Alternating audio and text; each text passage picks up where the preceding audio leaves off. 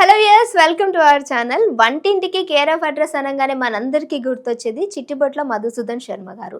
ఈరోజు సార్ నాతో పాటు ఉన్నారు. సార్తో మాట్లాడి మీకు కావాల్సినటువంటి ఆయుర్వేదిక్ రిలేటెడ్, హెల్త్ రిలేటెడ్గా కొన్ని టాపిక్స్ అడిగి తెలుసుకుందాం. మనకి ఏ విధంగా మేకింగ్ చేసి చూపించబోతున్నారు. నమస్తే సార్. నమస్తే. సార్, ఈరోజు మన ప్రేక్షకుల కోసం మనం ఎలాంటి మేకింగ్ చేసి చూపించబోతున్నాము? సో కామన్గా ప్రేక్షకులు ఎదుర్కొనేటువంటి కామన్ అనారోగ్య సమస్యలు ఏవైతే ఉన్నాయో వాటి గురించి ఒక్కొక్కటి చేసి చూపిస్తాను. Okay sir. చర్మ వ్యాధులకి చక్కటి గృహ వైద్యం అనేటువంటి అంశాన్ని గురించి మనం ఈ వీడియోలో తెలుసుకోబోతున్నాం. చర్మ వ్యాధులు, కొన్ని వ్యాధులు కొన్నాళ్ల పాటు ఇబ్బంది పెట్టి రకరకాల ఇక్కట్లకు గురి చేసి తగ్గిపోయేటువంటి పరిస్థితి ఏర్పడుతుంటే, కొన్ని వ్యాధులు మాత్రం దీర్ఘకాలం పాటు వేధించి పీడించి నరక యాతనకు గురి చేసేటువంటి పరిస్థితి కొన్ని వ్యాధుల్లో ఉంటుంది. కొన్నాళ్ల పాటు వేధించి తగ్గేటువంటి వ్యాధులని తరుణ వ్యాధులు, అక్యూట్ డిసీజెస్ అని చెప్పేసి అంటూ ఉంటారు. దీర్ఘకాలం పాటు వేధించేటువంటి ఈ యొక్క చర్మ వ్యాధులని క్రానిక్ స్కిన్ డిసీజెస్ అని చెప్పేసి చెప్తుంటారు. కొన్ని రోజుల పాటు వేధించేటువంటి వ్యాధుల్లో ఉదాహరణకి తామర, గజ్జి, దురద ఇలాంటివన్నీ కూడా కొన్నాళ్ల పాటు సర్వసాధారణంగా ఎక్కువ శాతం మందిలో వేధించేటువంటి సమస్యలు.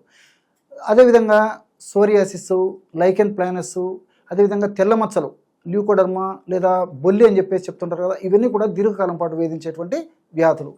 ఈ యొక్క చర్మ వ్యాధులకి, ముఖ్యంగా తరుణ వ్యాధులకి ఉపయోగపడేటువంటి అద్భుతమైనటువంటి ఔషధాన్ని మనం ఈ వీడియోలో తెలుసుకోబోతున్నాం.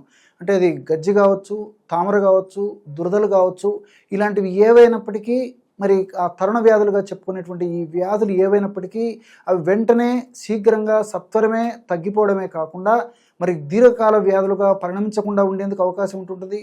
ఒకవేళ అథవా దీర్ఘకాల వ్యాధులుగా కొద్దో గొప్ప పరిణమించినప్పటికీ ఇప్పుడు మనం చెప్పుకోబోయేటువంటి ఔషధాన్ని వాడుకోవడం వల్ల క్రమక్రమంగా ఆ సమస్య కూడా తగ్గిపోయేందుకు ఇవి మనకి ఉపయోగపడతాయి అన్నమాట. ఇప్పుడు మనం చెప్పుకోబోయేటువంటి ఔషధ ఫార్ములా.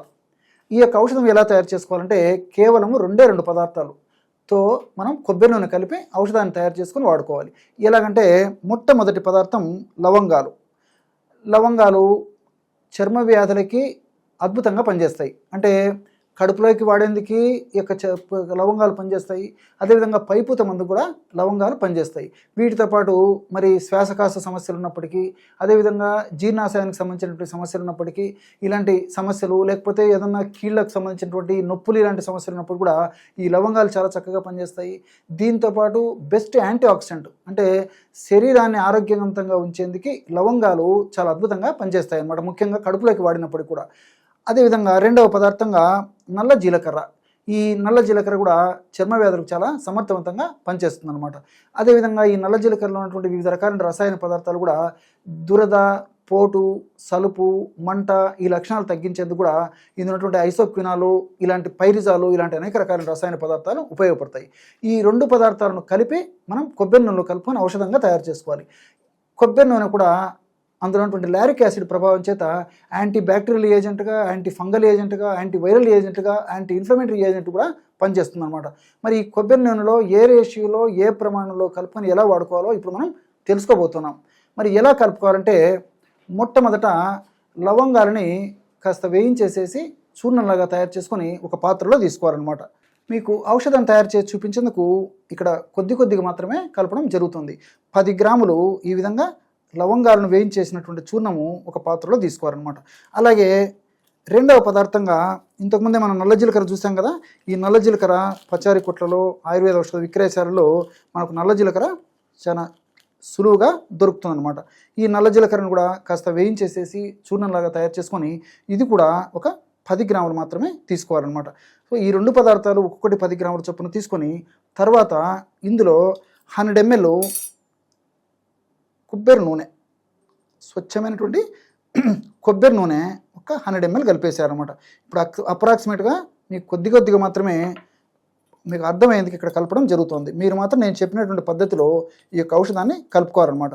ఈ విధంగా ఈ 2 పదార్థాలు కొబ్బరి నూనెలో కలుపుకోవడం వల్ల బ్రహ్మాండమైనటువంటి ఈ యొక్క ఆయిల్ తయారైపోతుంది అన్నమాట. ఇది కాస్త చిక్కగా ఉంది. నేను చెప్పినటువంటి రేషియోలో కలుపుకోవడం వల్ల ఆయిల్ కూడా చాలా పల్చగా తయారైపోతుంది అన్నమాట. ఆ విధంగా తయారైనటువంటి ఆయిల్ని మనం ఔషధంగా వాడుకోవాలన్నమాట. కాబట్టి 10 గ్రాములు లవంగాల పొడి, 10 గ్రాములు నల్ల జీలకర్ర పొడి, 100 ml కొబ్బరి నూనె ఆ విధంగా కలిపితే చాలా పల్చగా ఇదైపోతుంది అన్నమాట. ఇది కాస్త చిక్కగా ఉంది, నేను చెప్పినట్టు పల్చగా తయారవుతుంది. నేను చెప్పినటువంటి పద్ధతిలో కలుపుకోవడం వల్ల ఈ విధంగా తయారైనటువంటి ఈ యొక్క ఆయిల్ని, చర్మవ్యాధి ఆయిల్ని, స్కిన్ డిసీజెస్ని కంట్రోల్ చేసేటువంటి ఆయిల్ని ఒక గాజు సీసాలో భద్రపరుచుకొని రోజు ఒక్కసారి చర్మవ్యాధి ఉన్నటువంటి ప్రాంతంలో అప్లై చేసేసి కాస్త మర్దన చేసేసి ఒక అరగంట లేపు గంట సేపు ఉన్న తర్వాత తుడిచేయడం కానీ కడిగేయడం కానీ చేస్తుండాలన్నమాట. ఈ విధంగా క్రమం తప్పకుండా రోజు ఒక్కసారి ఈ యొక్క ఔషధాన్ని వాడుకోవడం వల్ల సమర్థవంతమైన ఫలితాలు కలుగుతాయి. ఈ యొక్క ఔషధ ప్రభావం చేత చాలా త్వరగా, శీఘ్రంగా, సత్వరమే ఆ యొక్క దురద, పోటు, సలుపు, బాధ, అసౌకర్యము ఇవన్నీ కూడా కలిగిపోయి మరలా ఈ సమస్య పునరావృతం కాకుండా కూడా ఈ యొక్క ఔషధాలు సదా కాపాడుతూ, సదా రక్షిస్తూ, సదా మన ఆరోగ్యాన్ని పరిరక్షిస్తూ ఉంటాయి. Thank you so much sir, చాలా మంచి ఇన్ఫర్మేషన్ జనాలకి యూజ్ అయ్యేటటువంటిది. సో మరి చూసారు కదా, మీకు ఎలా అనిపించింది? ఒకవేళ మీకు ఈ రెమెడీ యూజ్ అవుతుంది అనుకుంటే డెఫినెట్గా ట్రై చేయండి.